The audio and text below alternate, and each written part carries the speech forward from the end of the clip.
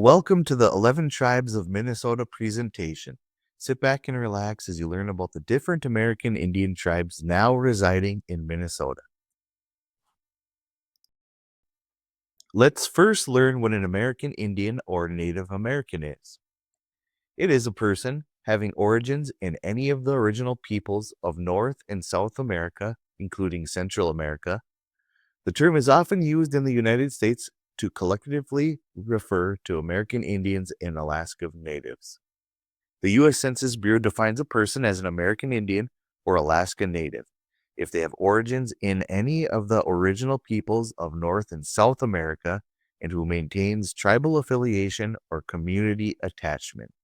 So basically, the inhabitants of the Americas that were here before the settlers came. Descendants of the Paleo-Indians. Paleo-Indians were the first people to inhabit the Americas, possibly migrating from Asia over a land bridge at the end of the last ice age more than 13,000 years ago. Although new evidence is being discovered that support another theory of coastal migration 10,000 years before the land bridge theory. The Paleo-Indians were small nomadic hunter-gatherers who lived in small family-based bands, following herds of large game like mammoth and bison.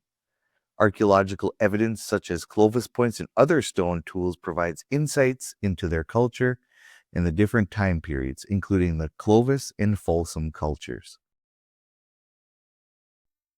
Now let's meet the tribes. For the Ojibwe, we have the Bois Forte Band of Chippewa, Fond du Lac Band of Lake Superior Chippewa, Grand Portage Band of Lake Superior Chippewa, Leech Lake Band of Ojibwe, Mille Lacs Band of Ojibwe, Red Lake Nation, and White Earth Nation.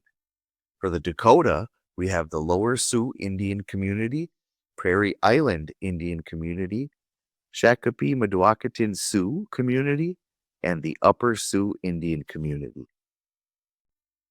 Now you may be confused between the words Chippewa, Ojibwe, Dakota, and Sioux. We'll go over those in the next slides. Now, if you remember from the previous slides, we talked about how tribes differ from bands. You can think of the word Anishinaabe as describing a tribe or nation of people. It means the original or the good humans, but the true meaning is still being debated. Ojibwe and Chippewa is usually used with individual bands. The word Ojibwe can mean those who pucker, referring to the moccasin style, or those who keep records, in reference to the pictorial writings. Chippewa is a name written on all federal treaties and is an English version of the word Ojibwe. There are many tribes that are related and share common ancestry who utilize these terms interchangeably. It is up to those tribes which ones they use. Now let's go over Dakota and Sioux. Dakota means ally or friend. It reflects the united communal nature of the people.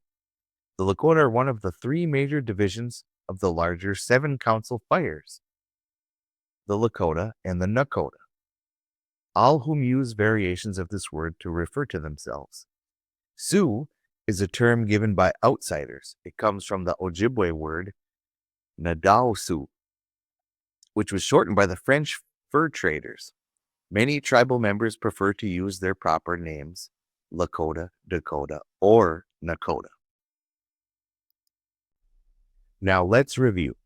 Historical terms. Paleo-Indians, the first inhabitants of the Americas. American Indians, the term often used for the descendants of the Paleo-Indians. Group organization. Tribe, a larger primary group of American Indians. Band, a small group within a tribe, often defined by location or family ties. Interchangeable names. Anishinaabe, Ojibwe, and Chippewa. All 3 names refer to the same group of people, though Anishinaabe is their self-name and Chippewa is the U.S. government term. Dakota and Sioux. Both names refer to the same group of people, though Dakota is their self-name and the Sioux is an external name derived from a rival tribe. Now it's time to learn about the 7 Ojibwe tribes residing in Minnesota. The Bois Forte Band of Chippewa has lived in northern Minnesota for centuries, but they did not originate there. The people journeyed from the east coast up the St. Lawrence River, around the Great Lakes, and followed rivers and lakes inland. The community first entered into a treaty with the United States in 1854 that set aside an undefined region around Lake Vermilion as a reservation. The regions at Net Lake and Itasca County, Deer Creek, were officially established in an 1866 treaty, and the Lake Vermilion lands were defined in an 1881 executive order. In 1997, the Bois Forte Reservation Tribal Council assumed full responsibility for the delivery of all government programs and services to its people. Zagaquandago means the men of the dense forest. The Bois Forte Band of Chippewa is a federally recognized sovereign Ojibwe tribal government located in northern Minnesota, about 45 miles south of the Canadian border. On this page, you can view the government structure, geography and demography, communities, their website, newspaper, and headquarters location. The Fond du Lac Band of Lake Superior Chippewa are members of the Ojibwe Nation, who, following a great migration from the Atlantic coast, established their home at Nagajawanang, where the water stops, at the west end of Lake Superior, near present-day Duluth and Cloquet. Their key location made them central figures in the fur trade, acting as partners with the French, British, and American traders. As the United States expanded, the band signed several treaties, the most significant being the Treaty of La Pointe in 1854, which ceded vast territory in northeastern Minnesota, but established the Fond du Lac Indian Reservation, and crucially reserved the band's rights to hunt, fish, and gather on the ceded lands. Despite enduring hardships and government assimilation policies, the Fond du Lac Band persevered, adopting a written constitution in 1936. Today, the band is a federally recognized sovereign tribal nation that operates its own government, schools, and health services, managing successful businesses and extensive natural resource programs, and remain a vibrant center of Anishinaabe culture and life in Minnesota. Nagachawanung, where the water stops. The Fond du Lac Band of Lake Superior Chippewa, FDL, is a federally recognized sovereign Ojibwe tribal government located west, adjacent to Cloquet, and 15 miles west of Duluth. The Grand Portage Band of Lake Superior Chippewa are the members of the Ojibwe Nation who, following the Great Migration from the east, settled at the northeasternmost tip of Minnesota on the shore of Lake Superior. Their home is centered on the Great Carrying Place, or Gitche-Onegaming, a critical 8.5-mile trail that bypasses waterfalls on the Pigeon River, connecting Lake Superior to the interior waterways of Canada. This strategic location made them essential partners in the North American fur trade, serving as guides and trappers, and their village became the inland headquarters for the powerful Northwest Company. The Grand Portage Band was a signatory on the Treaty of La Pointe in 1854, which ceded vast Ojibwe territory in northeastern Minnesota, but established the Grand Portage Indian Reservation, and crucially, reserved the rights to hunt, fish, and gather in the ceded territory. Today, the Grand Portage Band is a federally recognized sovereign tribal nation with its own government, businesses, including the Grand Portage Lodge and Casino, and services, and it works to preserve its Anishinaabe culture with co-managing the Grand Portage National Monument with the National Park Service. Gitche-Onegaming, the Great Carrying Place. The Grand Portage Band of Lake Superior Chippewa is a federally recognized sovereign Ojibwe tribal government located at the tip of Minnesota and bordered on the north by Canada, on the south and east by Lake Superior, and on the west by Grand Portage State Forest. The Leech Lake Band of Ojibwe are members of the Anishinaabe Nation who, following the Great Migration, established their homeland in the lake-rich heartland of north-central Minnesota, centered on Zagaskajimekeg Leech Lake, one of the state's largest lakes and a vital resource of wild rice. As one of the most populous and influential Ojibwe bands, they signed the Treaty of 1855, which established the Leech Lake Indian Reservation. Following decades of broken treaties, land theft, and illegal logging by outside companies, tensions culminated in the 1898 Battle of Sugar Point, a conflict sparked by the resistance of the warrior Bugunogajik. that is widely considered the last military conflict between the United States and the indigenous peoples. Despite this history and the subsequent allotment and loss of most of their land, the Leech Lake Band persevered. Today, the Leech Lake Band of Ojibwe is a federally recognized sovereign nation and a leading member of the Minnesota Chippewa tribe, operating its own government, schools, and health system, managing extensive natural resources, and running successful enterprises, including several casinos, making them a major cultural and economic force in northern Minnesota. Ga Zagisquatchumacug, Leech Lake. The Leech Lake Band of Ojibwe is a federally recognized sovereign Ojibwe tribal government located in north-central Minnesota, 10 miles east of Bemidji.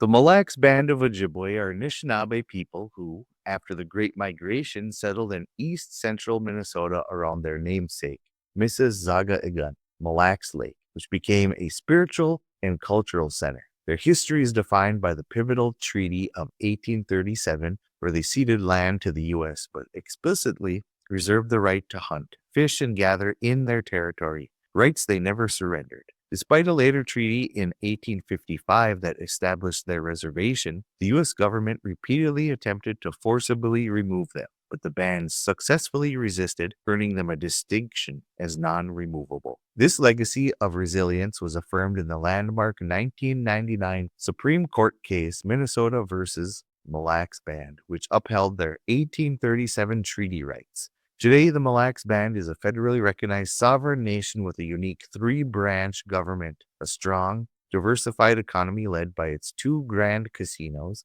and a deep commitment to preserving its Anishinaabe language and culture. Mississauga-Iguaning, the lake that spreads all over. The Mille Lacs Band of Ojibwe is a federally recognized sovereign Ojibwe tribal government located in central Minnesota, 90 miles north of the Twin Cities. The Red Lake Nation, or Misquagamiwi Zaga Iguaning, are members of the Anishinaabe Nation who established their homeland in the vast forests and waters of northwestern Minnesota. Their history is unique among all indigenous nations in the U.S. because they never ceded the land where the reservation now stands. Instead, they successfully negotiated to keep a large portion of their indigenous territory during treaty making in the 1860s and 1880s, including the 1863 Old Crossing Treaty. Because the Red Lake Band never allowed their land to be allotted, the reservation remains closed, meaning all the land within its boundaries is held in common by the tribe, not by individual or non-native owners. Today, the Red Lake Nation is a federally recognized sovereign nation that operates with complete independence, maintaining its own government, legal system, law enforcement, and schools. They are not part of the Minnesota Chippewa tribe, further highlighting their unique political status and enduring self-determination. Misquagamiwi Zaga Iguaning, Red Lake. The Red Lake Nation is federally recognized, fully sovereign Ojibwe tribal government, subject only to the federal government. Because of its unique status, Red Lake is often referred to as a closed reservation. The White Earth Nation, or Ga-Wa-Ba-Begunakug, place of white clay, are members of the Anishinaabe Nation whose reservation was established by the Treaty of 1867 in northwestern Minnesota. Unlike reservations formed from a single band's homeland, White Earth was created as a consolidated reservation where all Ojibwe bands in the state were to be removed. This policy, followed by the disastrous Dawes Allotment Act of 1887 and the subsequent Clapp Act of 1906, led to the fraudulent loss of over 90% of the reservation's land base to settlers and timber companies. Despite this devastating history, the White Earth Nation endured. Today, it is federally recognized sovereign nation and the largest reservation in Minnesota by land area. As a member of the Minnesota Chippewa tribe, it operates its own government, successful enterprises like the Shooting Star Casino, and is a prominent leader in cultural revitalization, language immersion, and environmental advocacy, including the rights of Manuman, wild rice. Ga-Wa-Ba-Begunakug, the place with abundance of white clay. The White Earth Nation is a federally recognized sovereign Ojibwe tribal government located in northwestern Minnesota, 68 miles east of Fargo and 225 miles northwest of the Twin Cities. Now it's time to learn about the Dakota Indian communities. The Lower Sioux Indian community, or Kansayapi, where they mark the trees red, are members of the Mdewakanton Dakota and are located in their ancestral homeland along the Minnesota River Valley near Morton. This area was the site of the Lower Sioux Agency established by the treaties of 1851, where the U.S. government was meant to provide promised payments. The government's failure to honor these treaties led to widespread starvation, which became the flashpoint of the U.S.-Dakota War of 1862, a tragic conflict that began right at the agency. Following the war, the Dakota people were forcibly exiled from Minnesota by an act of Congress, and their reservations were terminated. Despite this traumatic removal, Dakota families began returning to their homeland, and the community was formally reestablished as a federally recognized sovereign nation in the 1930s. Today, the Lower Sioux Indian community operates its own government, health services, and successful Jackpot Junction Casino Hotel, maintaining a resilient presence in their sacred homeland, Kansa Yapi, where they mark the trees red. The Lower Sioux Indian community is a federally recognized sovereign Dakota tribal government located on the south side of the Minnesota River, 2 miles south of Morton and 6 miles east of Redwood Falls.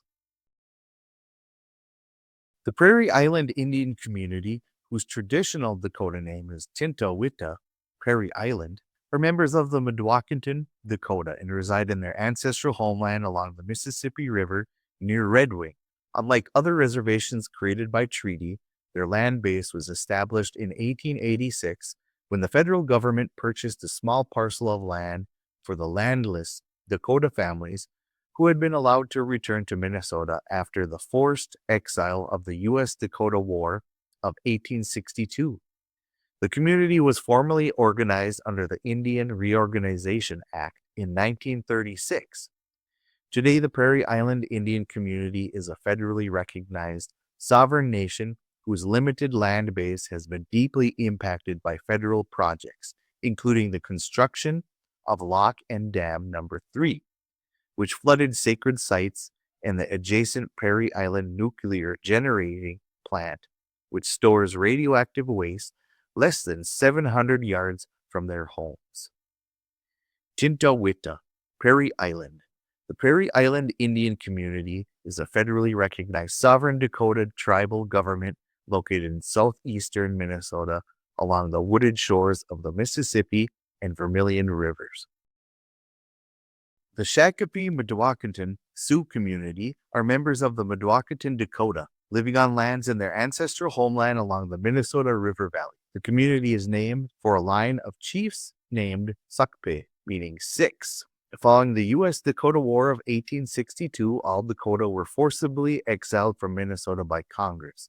But a small, resilient group of Mdewakanton families defied the removal order and, after enduring imprisonment, eventually returned to their homelands near Shakopee.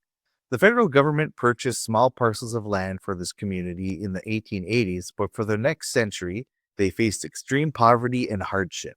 This trajectory changed dramatically when the community became one of the first in the nation to open a tribal gaming enterprise, the Little Six Bingo Palace, in 1982. The subsequent success of Mystic Lake Casino allowed the SMSC to reclaim their sovereignty, build a strong and self-sufficient nation, and become the largest philanthropic donor in Minnesota, sharing their success with other tribes and charitable organizations. Mdewakanton, Dwellers of the Spirit Lake. The Shakopee Mdewakanton Sioux community is a federally recognized sovereign Dakota tribal nation located southwest of Minneapolis-St. Paul.